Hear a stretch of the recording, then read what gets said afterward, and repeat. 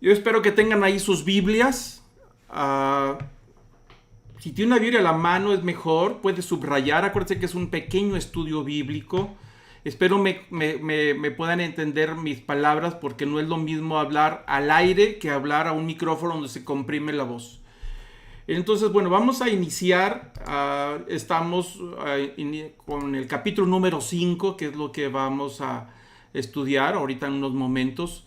Es la vida de Jesús, básicamente basado en el Evangelio de Juan. Acuérdense que el Evangelio de Juan es un evangelio muy diferente a los otros tres. Es un evangelio de toca temas que la mayor parte de los temas no se ven en el resto de los tres evangelios.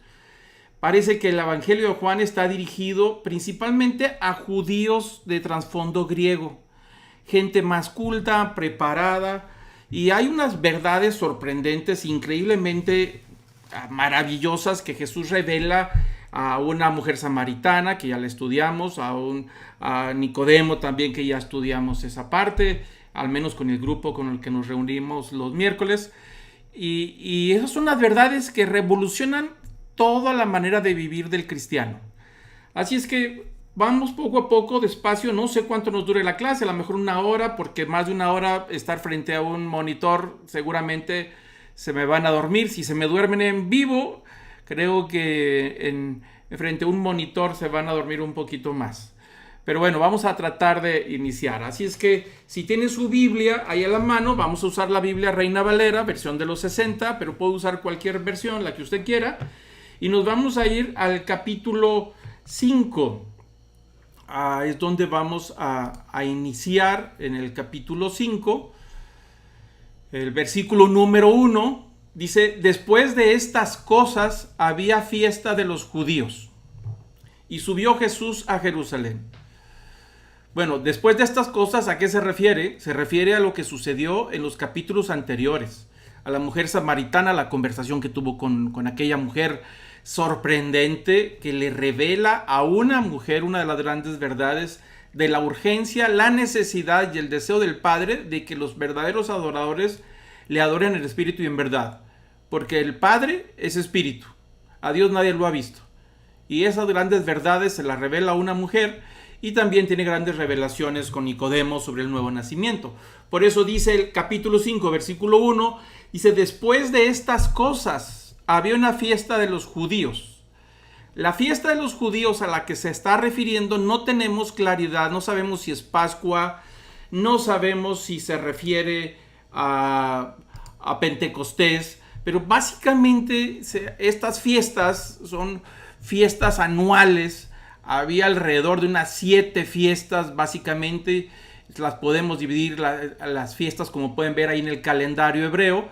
Las fiestas hebreas, que son fiestas de verano, fiestas de primavera, fiestas de otoño, fiestas de invierno. Y están divididas en varios grupos. Como fiestas de primavera, pues están la fiesta de la Pascua, está la fiesta de los panes sin levadura, la fiesta de las primicias. Esas fiestas van juntas, son las que están a punto de celebrarse. Son fiestas que van seguidas un día tras otro, con una diferencia de 2-3 días. La Pascua, panes, la fiesta de los panes sin levadura, y la fiesta de las primicias. Y luego tenemos las fiestas del verano, básicamente, que puede ser Pentecostés, las fiestas de otoño, las fiestas de las luces, y Purim. Hay básicamente 3 fiestas principales por las cuales se le pide a todo varón judío mayor de 21 años asistir obligatoriamente cuando menos una vez en la vida, y se tiene que celebrar esa fiesta en Jerusalén. Es decir, tiene que hacer una peregrinación, lo que se llama una peregrinación. Entonces, esas 3 fiestas principales es Pascua, Pentecostés y Tabernáculos. Entonces la gente viaja, por supuesto, en hacer esas peregrinaciones, esas fiestas, para ir a visitar el templo y celebrar allá la Pascua, o celebrar Tabernáculos, o celebrar Pentecostés. No nos dice Juan en este evangelio a qué fiesta se está refiriendo. Nomás dice que es una fiesta de los judíos. Y Jesús subió a Jerusalén. Me parece que esta es una fiesta diferente a la que tuvo cuando habló con Nicodemo en los capítulos anteriores. donde tuvo esa gran conversación sobre el nuevo nacimiento. Nicodemo, principal entre los judíos, un hombre fariseo, estudioso de la palabra de Dios, busca a Jesús con la intención de poder escucharle y hacerle algunas preguntas personalmente porque quedó cautivado con toda su enseñanza. Bueno, esta es otra fiesta. Y aquí cuando dice que subió Jesús a Jerusalén, está subiendo de nuevo a Jerusalén después de andar por otras regiones de Judea. Y dice aquí el versículo 2, y hay en Jerusalén, cerca de la puerta de las ovejas, un estanque, llamado en hebreo Betesda, el cual tiene 5 pórticos. Juan en este evangelio está a punto de narrar una historia muy interesante.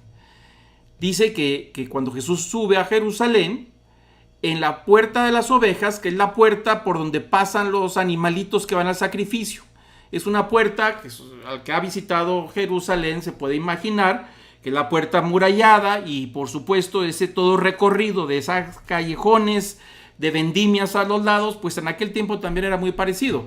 Desde la puerta de las ovejas hasta llegar al templo hay todo un recorrido y a los lados está la vendimia, los negocios y por supuesto, pero todos esos negocios estaban relacionados básicamente con el sacrificio, porque en la puerta de las ovejas, por ahí pasan los que van a llevar una oveja para el sacrificio. Y entonces dice que está cerca de la puerta de las ovejas y ahí hay un estanque llamado en hebreo Betesda. Betesda, algunos están convencidos que el significado es casa de misericordia. Él dice que ese estanque en hebreo tenía 5 pórticos, es decir, 5 techumbres, 5 pasillos con arcos alrededor ahí, y ahí es donde se establecía la gente. Dice el versículo 3 que en estos pórticos yacía una multitud de enfermos, ciegos, cojos y paralíticos que esperaban el movimiento del agua. Es un escenario, por supuesto, que llama mucho la atención y nos lo podemos imaginar lleno de muchísima gente enferma. Si ahora hay enfermedad, en aquel tiempo mucho más. Pero notemos que los enfermos son ciegos, cojos y paralíticos, entre otros, pero la gran mayoría son gente que necesita ayuda, alguien que los cargue, que los lleve, que los atienda. Y bueno, dice que esperaban el movimiento del agua. Dice uno, bueno, pues ¿por qué están esperando el movimiento del agua? ¿A qué se refiere con todo este tema? Y es básicamente lo que dice el versículo 4 sobre el tema del movimiento del agua, nos da una pequeña explicación. Y dice el versículo 4, porque un ángel descendía de tiempo en tiempo al estanque y agitaba el agua. Y el que primero descendía al estanque después del movimiento del agua quedaba sano de cualquier enfermedad que tuviese. Esta es una escena muy extraña. Y digo extraña porque nos deja con varios cuestionamientos que no es el momento para discutir los temas teológicos. Pero empieza hablando de que un ángel descendía. O sea, ¿qué sucedía? ¿Qué forma tenía el ángel? Si se veía o no se veía. Si es que era cierto o no era cierto, no lo sabemos. Pero lo que sí sabemos es que el agua se movía, se agitaba. Cuando ellos veían el agitamiento del agua, entonces el primero de los enfermos que llegaba, ese quedaba sano. Lo que se cree es que ese movimiento del agua, se cree que pudo haber sido este estanque, tal vez unas aguas termales, surgen de la tierra, esas aguas sulfurosas, y empiezan unos borbotones de cuando en cuando, que es propio de las aguas termales. Las aguas termales no siempre están fluyendo, de repente salen los borbotones. Y yo me imagino que salían los borbotones, empezaba todo este movimiento, y ellos decían, pues ahí viene, ya llegó el ángel, el primero que llegue, tenían fe en que iban a ser sanados.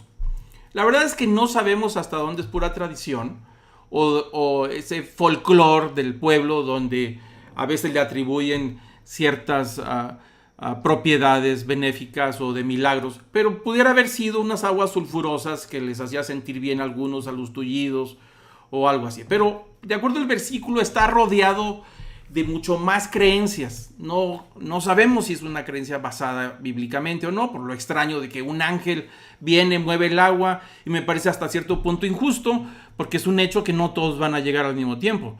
Me suena casi básicamente a concurso. Pero bueno, eso es algo que está ahí escrito. Juan no se está enfocando en el tema de la fuente del agua. El tema central no es el estanque de Bethesda, es otro al cual él quiere llegar. Así es que no nos vamos a quedar tanto tiempo ahí porque eso no es tan importante. Pero bueno, dice que entre la multitud, en todo ese escenario de gente enferma, pobre, tullida, familiares que los tenían ahí, tal vez iban todos los días, tenían tiempo, dice el versículo 5, que había ahí un hombre que hacía 38 años que estaba enfermo. Primero, tenemos que aclarar, no está diciendo que tiene 38 años de estar ahí. No sabemos desde cuándo va ahí, si ahí duerme o no duerme, si lo lleva a alguien o no lo llevan. Me da la impresión de que algún familiar, algún amigo o algún pariente, un vecino va y lo dejó ahí y se fue. Porque parece que no tiene a nadie por lo que sucede en los versículos posteriores. Y tiene ya muchísimos años de estar enfermo este paralítico. No sabemos si es de las piernas, cuál es la causa, la razón que sea. Pero es una enfermedad vieja. No son de las que se curan fácilmente. El versículo 6 dice que cuando Jesús lo vio acostado, dice que supo que llevaba ya mucho tiempo así. ¿A qué se refería Jesús o Juan? ¿Cómo pudo reconocer Jesús a este hombre que estaba mucho tiempo acostado ahí? No lo sé, seguramente por su conocimiento, su conocimiento divino sobre las cosas. Pero sí se dio cuenta que a diferencia de todos los demás, llevaba ya mucho tiempo este señor ahí acostado, con una esperanza, con un sueño, con un anhelo. Y seguramente cuando Jesús se acerca, dice que llevaba tanto tiempo, le dijo, ¿quieres ser sano? Me parece que la pregunta era muy obvia. Por supuesto que quiere ser sano. Pero eso todavía Jesús quería algo más con él. Y eso nos lleva al versículo 7, donde sigue la conversación. Dice, Señor, le respondió el enfermo, no tengo quien me meta en el estanque cuando se agita el agua, y entre tanto que yo voy, otro desciende antes que yo. Podemos notar la frustración de ese hombre. Es decir, ahí estaba, ¿desde cuándo? No sabemos. Pero cuando salían los borbotones del agua, ya sean movidos por el ángel o porque eran los borbotones que venían de las fuentes de abajo, de esas aguas sulfurosas, pues él nomás se quedaba con las ganas, con la esperanza de llegar primero, pero no podía llegar primero. Me imagino que tal vez se arrastraba, se tomaba con las manos y con sus piernitas ahí sin vida, se arrastraba hasta poder llegar ahí, pero por supuesto alguien llegaba primero porque tenía un familiar que lo cargaba, que hacía algo. Entonces podemos notar su frustración, su desánimo, su falta de esperanza. Y Jesús sabía todo eso lo que pasaba en el corazón. Jesús se acercó a él por lo que él vio que hay en su corazón. La enfermedad es el resultado de algo que él estaba viviendo, no sabemos qué fue, pero lo que hay en su corazón es lo más importante que Jesús está viendo.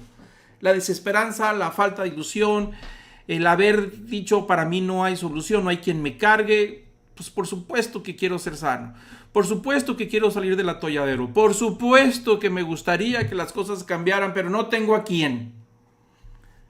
Eso nos debe de llevar a nosotros a reflexionar un poco sobre la vida y darle gracias a Dios por las personas que tenemos a nuestro alrededor. Es decir, nos invita a reflexionar un poco ahora en estos días que tenemos que estar encerrados por una cuarentena que aunque no es oficial, nos estamos recluyendo por seguridad y pasamos tiempo juntos con la familia y nos vamos descubriendo unos a otros. Y también descubrimos la necesidad de estar juntos. Alguien escribió por ahí en uno de los chats de los grupos, dijo cuánto los extraño, cuánto extraño la clase y a todos ustedes. Bueno, esto nos debe de llevar a reflexionar sobre las cosas diarias, esos pequeños tesoros diarios de la vida que nosotros no alcanzamos a valorar. El esposo o la esposa o los hijos, los vecinos, el compañero de trabajo, las personas que están ahí a nuestro alrededor, que son parte de nuestro tesoro. Gracias a Dios tenemos a quien. A lo mejor no tenemos a los que quisiéramos, no necesariamente, pero tenemos a alguien que Dios ha provisto para nosotros. En este caso de este hombre, Jesús ve la necesidad que hay en su corazón sobre su soledad, su falta de apoyo, de ayuda y la condición en que se encuentra. Parece que el dolor más grande de este hombre no es tanto la enfermedad, que por supuesto es algo desastroso, pero el desastre más grande es no tener a quién.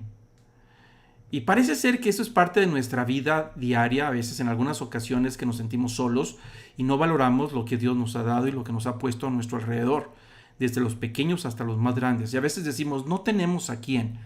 Realmente sí tenemos a quién, pero a veces no tenemos a lo que quisiéramos o a quien quisiéramos. Tenemos que aprender a darle gracias a Dios por todos estos pequeños detalles y los grandes privilegios de tener a alguien en nuestra vida, a nuestro alrededor en estos momentos. Es decir, vale la pena detenerse un momento y decirle, Señor, gracias por la persona que está conmigo. Gracias por la persona que se sienta junto conmigo a la mesa. Gracias por la persona que, aunque a lo mejor no son mis hijos, o no es mi esposa, o no es mi esposo, a lo mejor es mi hermana, a lo mejor es mi primo, es mi nieto, mi sobrino, alguien, es un amigo, una amiga. Gracias a Dios por ese gran regalo. Pero bueno, seguimos con el pasaje. Yo espero también aprovechar que si están en el chat solamente me manden ahí o una palomita o algo de saber que están vivos, de que están oyendo y que no se me están durmiendo. Y bueno, seguimos con el siguiente versículo, el versículo 8. Jesús le dijo a este hombre, dijo, levántate, toma tu lecho y anda. Que son unas palabras maravillosas que Jesús le está dando a este hombre y le dice, levántate. Es decir, toma tu lecho. Y lo interesante es que le dice, toma tu lecho. ¿Qué es el lecho? El lecho es el testimonio de su enfermedad. Ahí es donde estaba residiendo todo su dolor y su desesperanza. Todos tenemos ciertos testigos de lo que hemos sufrido. Y a veces nos apegamos a eso. Es decir, forma parte de nuestro sufrimiento, forma parte de nuestro dolor. Pero lo interesante es que este es el hecho que Jesús le está diciendo, toma tu lecho, es decir, toma tu testigo de sufrimiento y anda. Demuéstrale a ese testigo que es el que está viendo que sufres, que tú puedes andar, que tu vida puede cambiar. Llámese el testimonio que sea, pero me llama mucho la atención donde Jesús le da la orden, es decir, dice, levántate y toma tu lecho. Es decir, le da la mano y lo levanta y dice, yo no voy a cargar tu catre, ni voy a cargar todo eso que ha sido testimonio de tu dolor, de tu sufrimiento, que te acompaña en tu dolor. No, levántalo tú y dile que ya no más.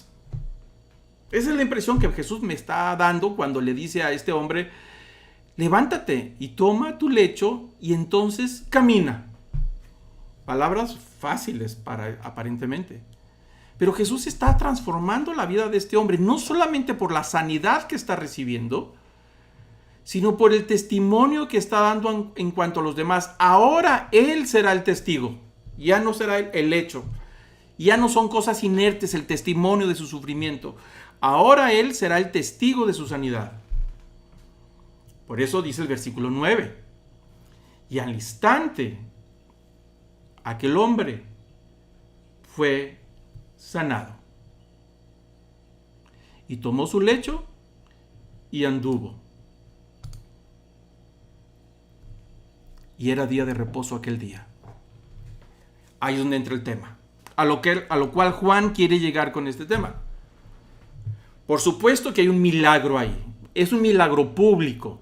En el estanque, curiosamente, digo entre comillas, con curiosidad, se llama Betesda, es decir, la casa de la misericordia.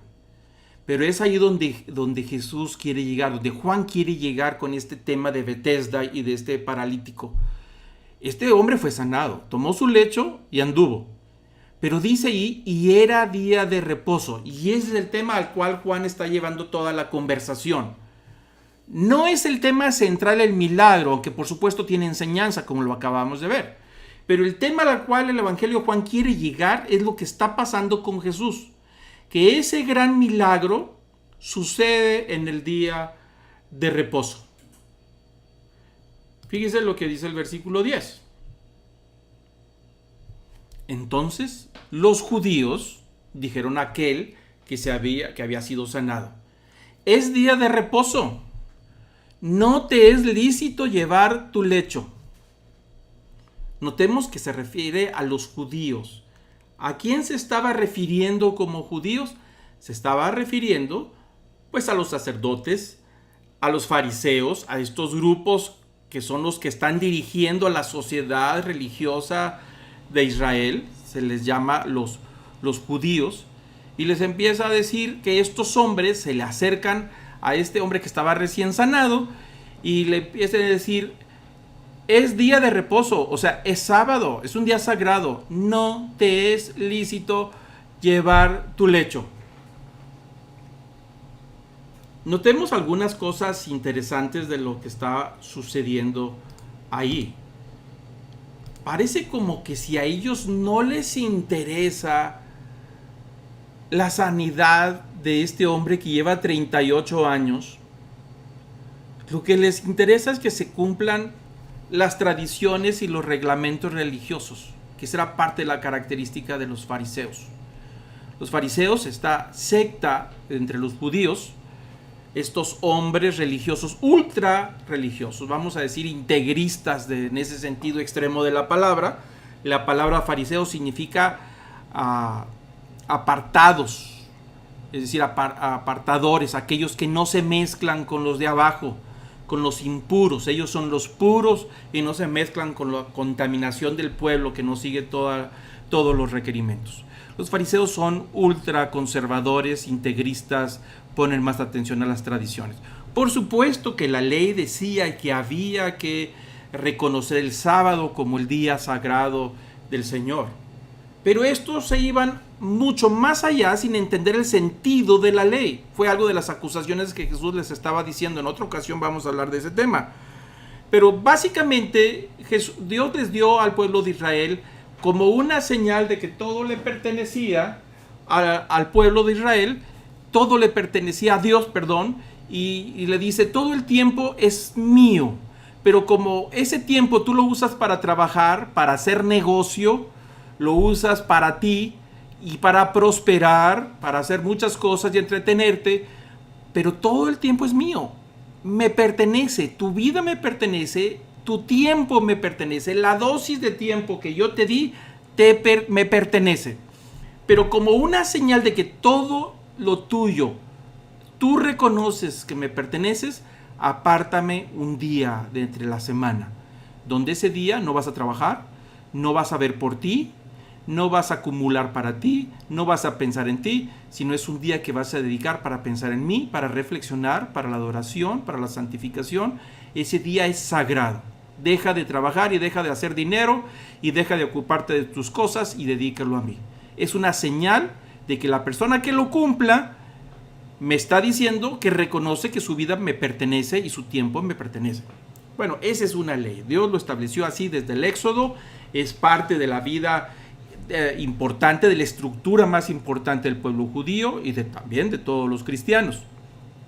Pero los fariseos llevaron al extremo, ya hemos hablado en otras ocasiones de ese tema de extremo, de cómo muchos de ellos se exageraron al punto de que nadie podía hacer ningún tipo de trabajo físico de ninguna naturaleza. No podían caminar cierta cantidad de kilómetros, era mínimo, no podían ni siquiera arrancar un alimento de los árboles, una fruta, estaba prohibido, ni cortar nada para dar a alimentarse a los animales, ni a ellos, tenían que prepararse del día anterior. Y por supuesto estaba prohibido que los doctores, es decir, los médicos, que son los sacerdotes, pudieran ejercer la medicina. En sábado no se podría. No podía nadie ir a visitar el sábado, en sábado ir a ver al doctor, porque es un día sagrado. Por esa razón dice, pero ¿cómo? Si alguien te sanó, vamos a ver de qué se trata. ¿Me estás diciendo que fuiste sanado en sábado? ¿Alguien de nosotros se atrevió a profanar el sábado? ¿Se está revelando? Vamos a arreglar este asunto porque esto está muy mal. Pero lo sorprendente es que a ellos no les interesa que este hombre fue liberado. En otra ocasión Jesús les dijo el mismo reclamo a los fariseos. Dijo, ¿quién de ustedes que se les atora ahí un buey ahí en un lugar, queda en una zanja? Dijo, ¿quién de ustedes en sábado va y lo libera? Dijo, y esta mujer, refiriéndose a otro caso de una mujer que fue sanada en sábado, esta mujer jorobada, ha estado toda la vida así jorobada, ahora ha sido liberada en sábado y ustedes se enojan y se quejan. El espíritu del fariseísmo. Y a veces nosotros podemos caer también en eso. Y bueno, el asunto está en que Jesús ahora se va a enfrentar a este tema, porque ahora ya están buscando este tipo de personajes al que había sanado este enfermo. Por eso el versículo 12 le empieza a decir, ¿quién es el que te dijo, toma tu lecho y anda? Es decir, ¿quién es el que se atrevió a decirte eso? Danos la información para poder corregirlo y llamarle la atención. Espero que me estén siguiendo en todo este tema. En el versículo 13 dice el Evangelio de Juan, y el que había sido sanado no sabía quién fuese, porque Jesús se había apartado de la gente que estaba en aquel lugar. Es decir, Jesús le dijo, levántate, toma tu lecho y vete. Y Jesús se fue entre la multitud. No estaba esperando si había testigos para que le aplaudieran. Él no buscaba ese reconocimiento de ninguna manera. Pero, por ejemplo, dice ahí el versículo que Jesús se había apartado. El versículo 14 dice, después le halló Jesús en el templo y le dijo, mira, has sido sanado, no peques más para que no te venga alguna cosa peor. Versículo 15 dice, y el hombre se fue y dio aviso a los judíos que Jesús era el que le había sanado. Por supuesto, esto no es un chisme, no está este hombre dando un chisme, sino él ingenuamente va y le dice, porque quiere reconocerle quién lo había sanado. Y va y le dice a los fariseos que ese hombre que estaba entre la multitud ahí en el templo que se topó, ese fue el que me dijo, toma tu lecho, levántate y ve.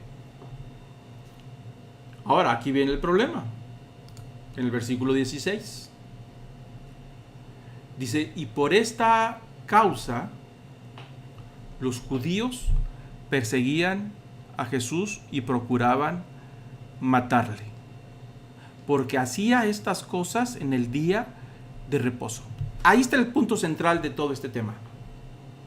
Todo lo que está escribiendo Juan, capítulo 15, el versículo 1 hasta el 18, lo hace con la intención de explicarle a todos los lectores que los judíos ya tenían intenciones de matar a Jesús desde el mero inicio, porque estaba quebrantando las tradiciones de los fariseos. Y nadie podía atreverse a hacer eso. Ellos querían poner orden. Y esa es la razón. Pero notemos que dice que perseguían ya a Jesús, pero procuraban matarle. Es decir, ya había un plan de eliminarlo. Porque Jesús no se quedaba callado con respecto al comportamiento de los fariseos, a toda esa religiosidad. Jesús les habló con claridad.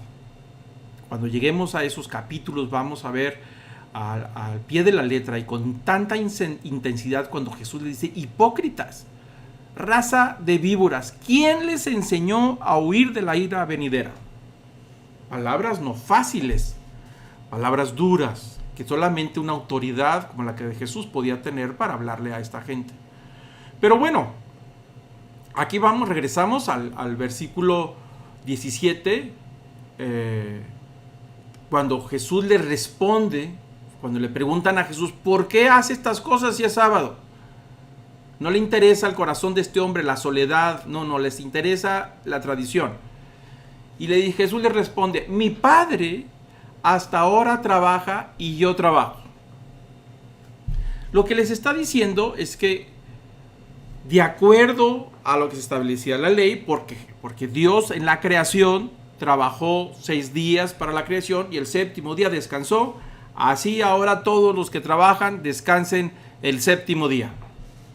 Pero Jesús les está revelando, cuando dice mi Padre, es decir, Dios, el creador del universo, todavía sostiene las leyes que mantienen este universo.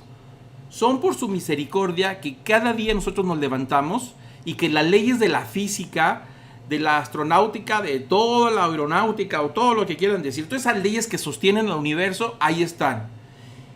Y ahí es donde está la misericordia de Dios, y está la compasión de Dios, y está su poder. Cuando el apóstol Pablo dice que todas esas virtudes de Dios se reflejan en la creación de tal manera que nadie tiene excusa, se está refiriendo a la presencia de Dios que está en el mundo todos los días 24/7. Por eso dice, hasta ahora, mi Padre sostiene el universo, y por lo tanto yo trabajo. Dios no se va a dormir en sábado. El Padre no dice, bueno, por favor no me hagan oraciones en sábado o en el domingo, el día de reposo, porque yo estoy descansando, no me molesten. Dice, el que guarda a Israel nunca duerme ni sueña, dando a entender que Dios no necesita dormir y que siempre está atento a las oraciones de sus hijos. Su misericordia es fresca cada mañana, no de lunes a sábado, y los domingos no, porque descansa, o el sábado no. Su misericordia son todos los días que respiramos, su compasión, su alimento que está aquí con nosotros cada día, su Espíritu Santo no descansa. Y a eso se refiere Jesús cuando dice, mi Padre hasta ahora trabaja y yo trabajo. Versículo 18. Dice, por esto los judíos aún más procuraban matarle, porque no solo quebrantaba el día de reposo, sino que también decía que Dios era su propio Padre, haciéndose igual a Dios. Y aquí suelta una bomba. Y la bomba es esta. No solamente rompe con todas las tradiciones, se atreve a romperlas, sino que le está diciendo al Dios creador del universo, se está refiriendo como Padre. Acordémonos, y algunas veces lo he platicado en algunos de los grupos, que el hecho de poder nosotros decir Padre, Padre nuestro, es toda una revolución teológica en el pensamiento de la religión judía. Hasta Jesús, ninguno se refería a Dios ni por su nombre, ni siquiera por Padre, mucho menos. Se referían como Adonai, mi Señor.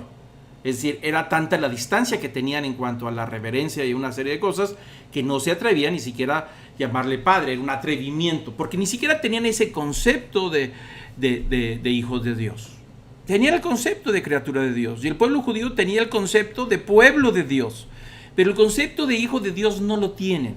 Y Jesús se refiere a Dios como el Padre, y eso es algo que nos viene dejando a nosotros de los grandes privilegios que Jesús nos dio en la cruz, al transformarnos en criaturas de Dios, en hijos de Dios. Ese es una de las grandes obras que Jesús hizo por nosotros, de ser criatura de Dios, en transformarnos en hijo de Dios.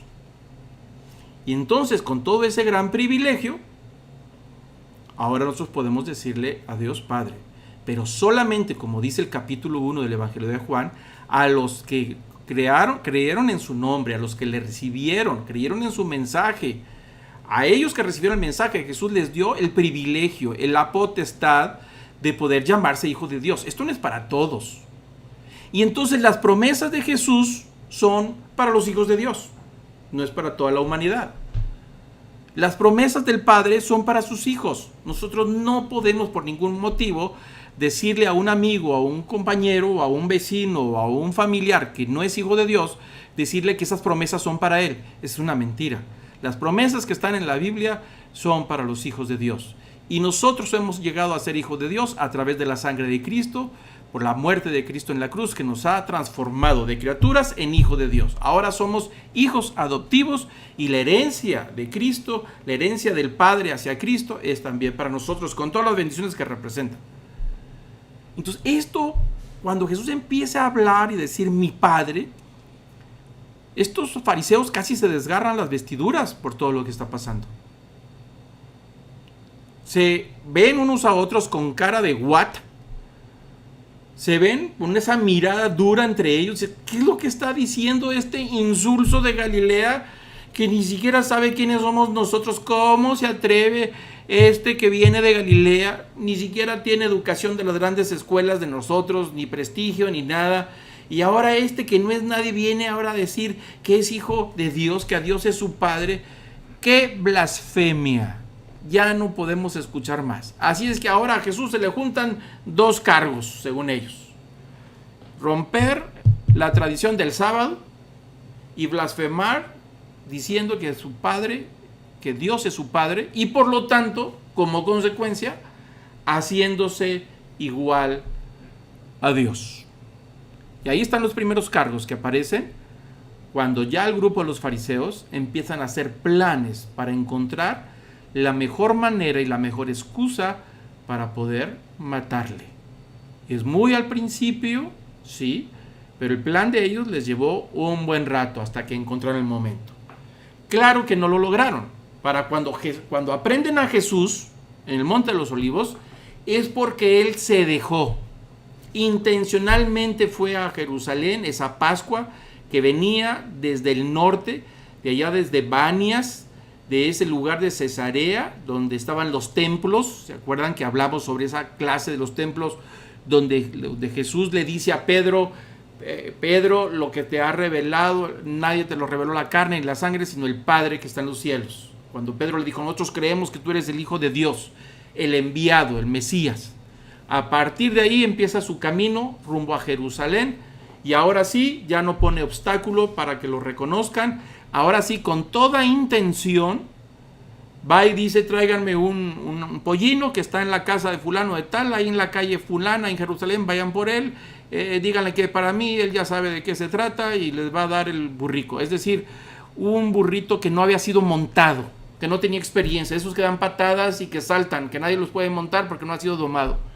Pues ellos lo trajeron, y el burrico se doblegó ante Jesús, y cuando Jesús lo trata de montar, él no pone resistencia. Es algo muy interesante. Pero bueno, Jesús ahí entra como una señal de una profecía. Ya intencionalmente, públicamente lo quieren hacer rey. Y a esta semana es impresionante. Seguramente cuando lleguen estas semanas de reflexión, de Semana Santa, vamos a hablar de todos estos capítulos. Pero bueno, ahí termina esta conversación, esta reflexión de lo que está diciendo Juan con respecto al paralítico, y pasa por supuesto a otro tema. Después de haber explicado el tema del paralítico, pasa a otro tema, es decir, la conversación con los fariseos todavía sigue. Esa conversación sigue cuando le preguntan por qué sana en sábado y cómo te atreves a llamarte hijo de Dios y hacerte igual a Dios. Este evento del paralítico de Betesda y el encuentro con los fariseos provoca una conversación entre Jesús y los fariseos, donde Jesús revela la autoridad que él tiene. En los siguientes versículos, él está a punto de explicar en qué consiste su autoridad y con qué autoridad él hace milagros en sábado, y con qué autoridad dice que su Padre es Dios, haciéndose igual a Dios. Muy bien, vamos a seguir adelante. Seguimos con el siguiente tema. Es un tema interesante, fuerte. No sé si nos va a alcanzar el tiempo para verlo todo, pero al menos poder avanzar algo. Llevamos ahí unos 45 minutos. Vamos a avanzar un poquito y ahí vamos a terminar, y lo vamos a dejar para la semana que entra si ustedes están de acuerdo. Entonces vamos a leer cuando menos el pasaje del versículo 19 en adelante, donde sigue la conversación de Jesús con estos fariseos. Respondió entonces Jesús, versículo 19, y les dijo: de cierto os digo, no puede el Hijo hacer nada por sí mismo, sino lo que ve hacer el Padre, porque todo lo que el Padre hace, también lo hace el Hijo igualmente. Y aquí tiene Jesús su primera declaración entre ellos. Y les empieza a decir que el poder que tiene Jesús, el conocimiento que tiene Jesús, es el mismo que tiene el Padre. Por eso dice, cuando escuchemos que dice de cierto, os digo, está a punto de revelar una verdad que es diametral para el cristiano. Esto se llama doctrina. Siempre que dice de cierto, es una verdad que está a punto de revelar. Acordémonos, Jesús vino a revelar al Padre. Y está a punto de revelar algo grande, algo fuerte, algo pesado. Dice, el Hijo no puede hacer nada por sí mismo, sino lo que ve hacer el Padre. Porque todo lo que el Padre hace, también lo hace el Hijo igualmente. Es decir, el Padre y yo somos lo mismo y tenemos el mismo poder. Refiriéndose al poder para sanar. Claro, está haciendo más grande la blasfemia. Está creciendo. Jesús no se intimida. Al contrario, dice, vamos a poner las cosas en su lugar, le dice a los fariseos. Y el versículo 20 hay otra declaración. Dice, porque el Padre ama al Hijo y le muestra todas las cosas que Él hace. Y mayores obras que éstas le mostrará, de modo que vosotros os maravilléis. Jesús les está diciendo a los fariseos, miren muchachos, están asustados, se van a asustar más. Están escandalizados, se van a escandalizar más. Están sorprendidos, se van a sorprender más. Se van a rasgar las vestiduras, se van a rasgar hasta los calcetines, por lo que están a punto de ver, por lo que sigue. Dice, porque el Padre y yo tenemos el mismo poder, y el Padre y yo tenemos el mismo conocimiento, y lo que hace el Padre también lo hago yo, de tal manera que ustedes se van a sorprender. Es decir, apenas empieza la cosa, y van a ser ustedes testigos de milagros todavía y manifestaciones de poder aún mayores que esta. Y sigue Jesús hablando, el versículo 22, sigue haciendo declaraciones. Y dice, porque el Padre a nadie juzga, sino que todo el juicio lo dio al Padre. Y aquí viene algo más interesante. Dice, ¿sabes qué? Yo soy el que voy a juzgarlos a todos. A ustedes los voy a juzgar. Está hablando del juicio de Dios. Dijo, yo a ustedes los voy a juzgar. El Padre no juzga a nadie, sino que todo el juicio se lo dio al Hijo. Es decir, el poder y la autoridad para juzgar se la dio al Hijo. Es decir, me la dio a mí. Así que ustedes serán juzgados por mí. Imaginemos el escenario. Ahí está toda la gente del pueblo. En este espectáculo, algunos querían ver discusiones y pleitos. Los fariseos, con toda su autoridad, queriendo imponer a Jesús, y Jesús diciéndole, la autoridad que tengo yo viene del Padre y está por encima de la de ustedes. Y el versículo 23 sigue haciendo otra declaración.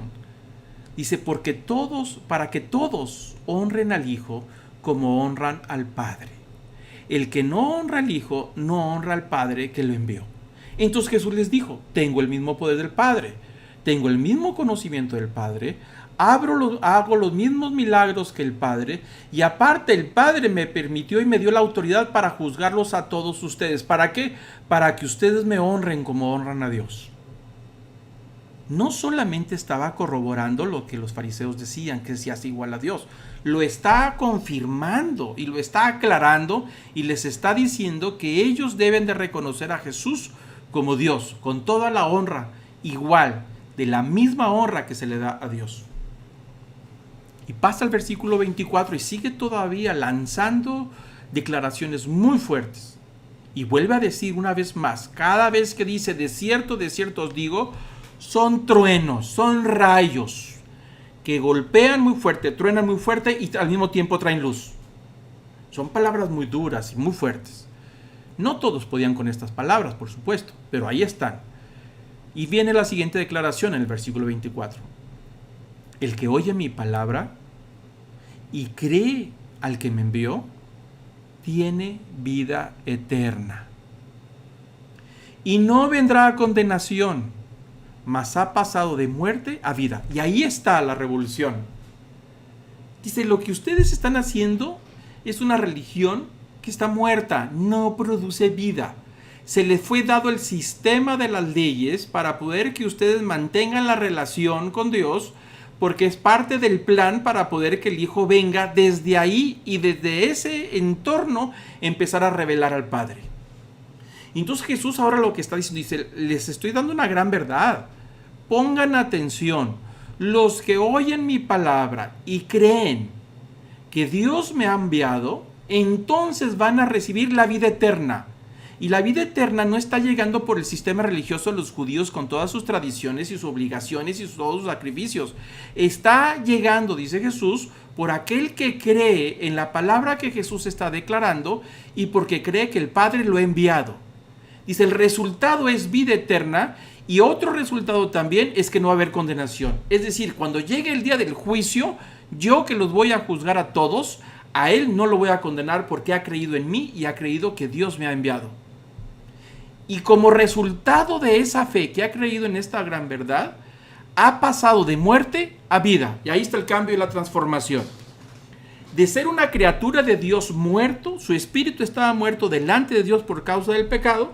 Ahora, por causa de la fe en esa gran verdad, de lo que Jesús está revelando y que el Padre le ha enviado, el resultado natural de haberle aplicado esta fe a esa verdad, se le regresa a él en una transformación de muerte a vida y vida eterna.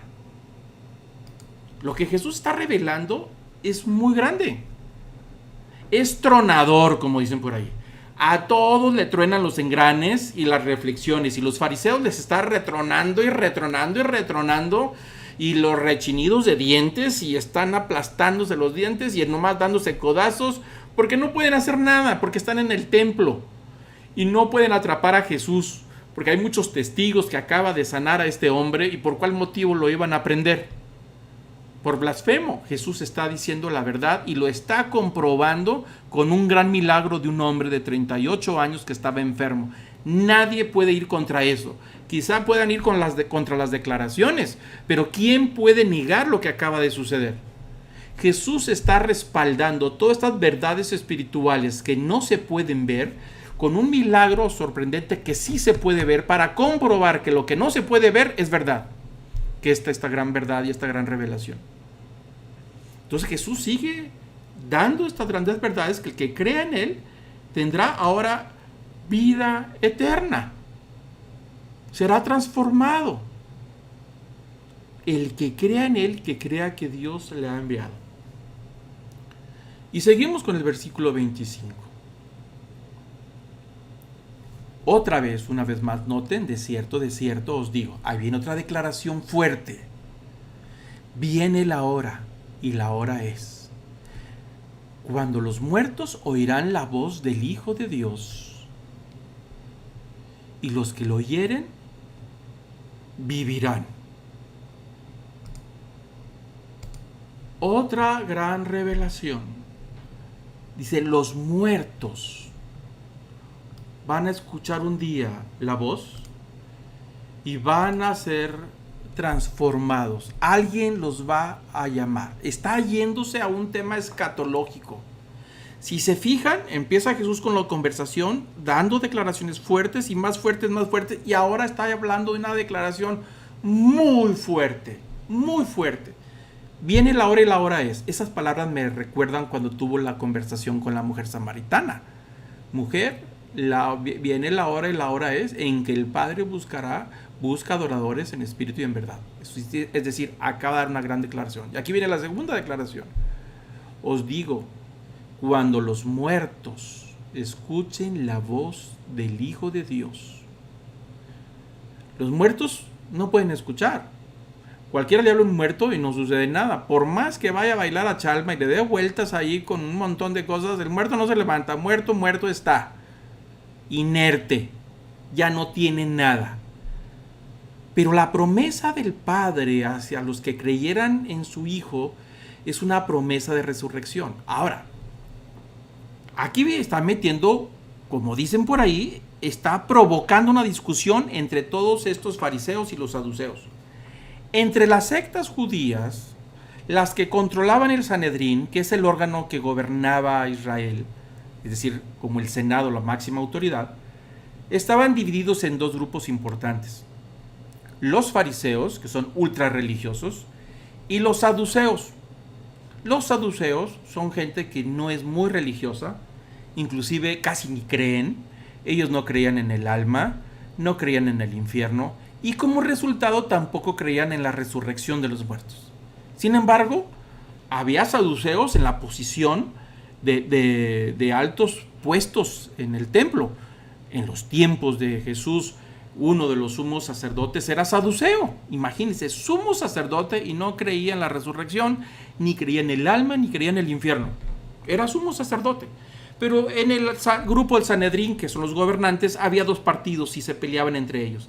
Entonces Jesús les está aventando, por decir aquí, una bombita teológica entre ellos para alborotar a los saduceos. Y les está diciendo que va a llegar el día en toda la historia de la humanidad, cuando venga el juicio final, cuando llegue un momento en que todos los que estaban muertos, sus cuerpos desintegrados, el Hijo dará una orden con autoridad como una gran trompeta. Es decir, hará un llamado como aquel llamado del pastor que les grita a sus ovejas desde lejos y que sus ovejas van a escuchar la voz. Es decir, los muertos van a levantarse al escuchar la voz del Hijo. Cuando escuchen, dice, los muertos oirán la voz del Hijo y los que la oyeren vivirán. Aquellos que murieron con la esperanza de la resurrección, al oír la voz de su pastor desde lejos, que les dice, ha llegado la hora, ahí empieza la resurrección de la carne. Aquellos que morimos o vamos a morir con la esperanza de la resurrección en un cuerpo nuevo. Dijo Jesús a estos fariseos y a los saduceos, yo soy el que voy a dar esa voz de trompeta. Yo soy el que voy a hablarle a las ovejas, y estos que creen en mí, aunque estén muertos, vivirán, van a resucitar en el último día. Declaraciones teológicas muy fuertes. Esto es doctrina. Esto es enseñanza de Jesús. Aquel cristiano que tenga en duda estas verdades, su salvación está en veremos. Porque estamos hablando de la enseñanza de Jesús. Es la médula ósea de lo que Jesús decía, que todo cristiano tiene que tener muy claro. Ya vamos terminando. Y entonces, versículo 27, sigue Jesús con estas declaraciones para ir avanzando. Y también dijo Jesús, y también le dio autoridad de hacer juicio por cuanto es el Hijo del Hombre. Dijo, tiene autoridad para juzgarlo, el juicio final que a él le corresponde. Cuando Jesús regrese por segunda vez, la primera venida de Jesús vino como cordero, nadie le creyó, mansito sin decir nada, murió en la cruz y resucitó. Y prometió que vendría por segunda vez y que haría juicio al final de los tiempos. Cuando regrese por segunda vez, el Apocalipsis dirá que vendrá como el león de la tribu de Judá. Es decir, con toda la realeza, con todo el poder, con todo el dominio para reclamar lo que es suyo. Todos los que creyeron en él los va a reclamar. Les va a dar vida, resucitar sus cuerpos. Hará juicio sobre todas las naciones, sobre los creyentes y los no creyentes, pero el creyente, como lo acaba de decir en estos mismos pasajes, dijo, no van a ser resucitados para condenación. Yo voy a ser el juez, yo no los voy a condenar porque creen en mí y creyeron en el que me envió. Pero el que no creyó, lo voy a condenar. Entonces por eso dice Jesús, versículo 27, para ir terminando, y también le dio autoridad de hacer el juicio, es decir, el juicio final se lo dio a Jesús. Tiene toda la autoridad para juzgar todas las cosas y juzgar a todas las naciones y a todas las personas el último día, cuando Él diga cuándo será el momento de poder llamar y tocar la trompeta final. Por cuanto es el Hijo del Hombre. Y aquí está toda esta verdad de lo que estamos hablando, de lo que Jesús está diciendo. Vamos avanzando, ya nos quedan nada más 2 versículos y terminamos. Versículo 28. No os maravilléis de esto, porque vendrá ahora cuando todos los que están en los sepulcros oirán su voz. Dice, no se asusten, no se sorprendan, no se maravillen, porque llegará el día en que van a escuchar, todos los que están en los sepulcros oirán mi voz. Y los que hicieron lo bueno saldrán para la resurrección de vida, mas los que hicieron lo malo para resurrección de condenación. Dos cosas más. Dice, todos vamos a resucitar, creyentes o no creyentes. Lo crea o no lo crea, va a resucitar en el último día. Nada más que, como dice aquí Jesús, unos para resurrección de vida y otros para condenación. No se nos olvide el tema. Les está hablando a los fariseos y les está diciendo en qué consiste su autoridad, porque ellos dijeron, ¿cómo te atreves a romper el sábado? ¿Y cómo te atreves a ser igual a Dios?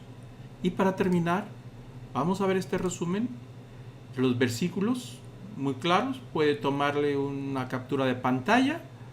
Son los 8 puntos de la autoridad de Jesús como Dios. Versículo 19, Jesús tiene el mismo poder del Padre. Versículo 20, Jesús tiene el mismo conocimiento que el Padre. Versículo 22, Jesús tiene la misma autoridad que el Padre para juzgar.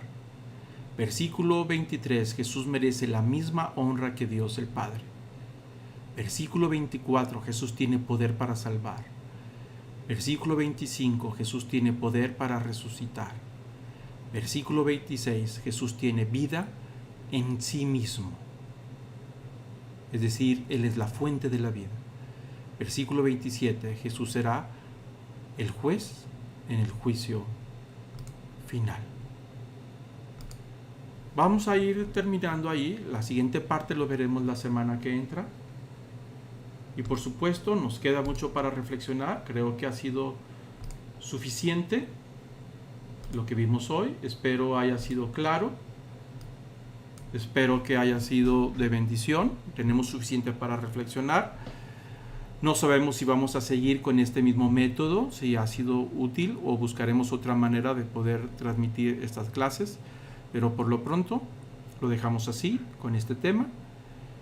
Y lo dejamos para la próxima semana, en donde veremos ya. Difícil de entender, y siento tu paz irresistible. Profundo es tu amor, difícil de entender, y siento tu paz irresistible.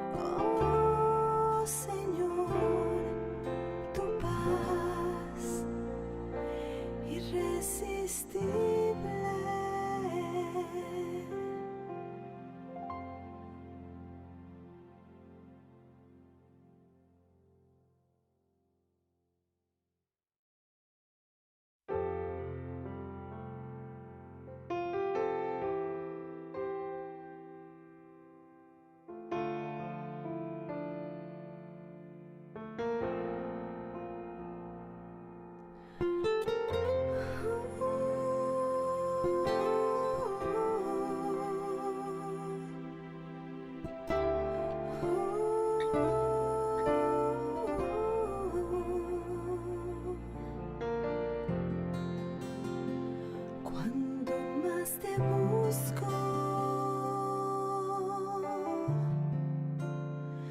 más de ti encuentro,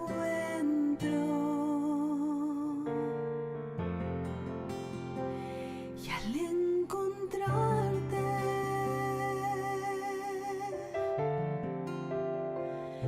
yo más te amo. Quiero sentarme a tus pies y de tu copa beber, y al recostarme sentir tus latidos.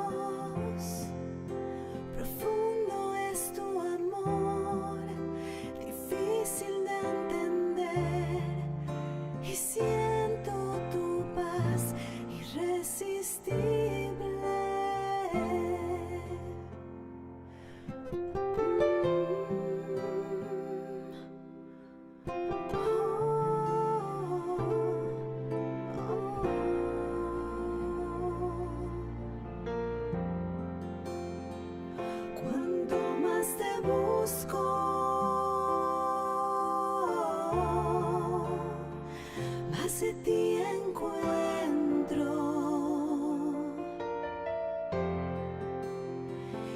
Y al encontrarte,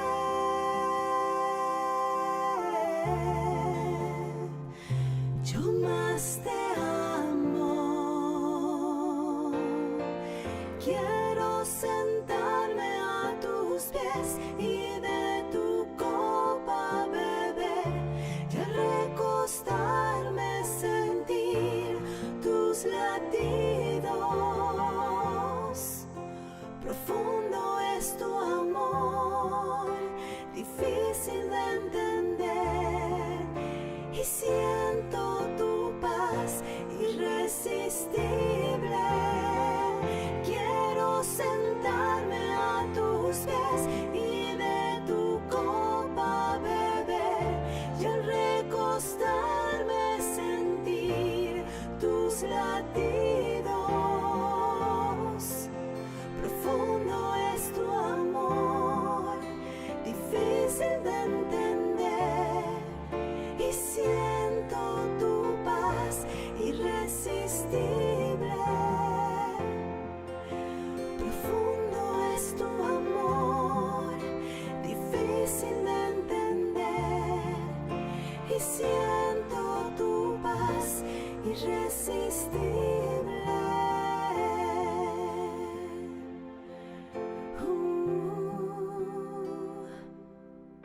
Oh Señor, tu paz irresistible.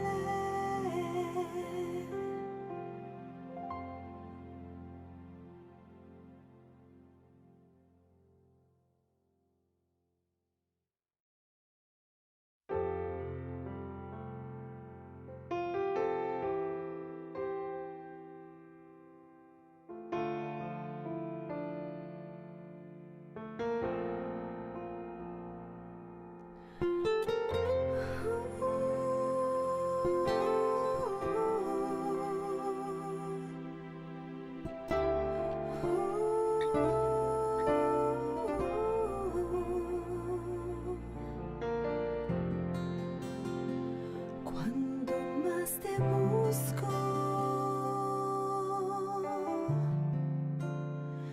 más de ti encuentro. Y al encontrarte,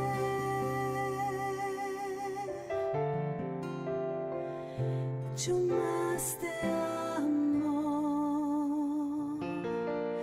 Quiero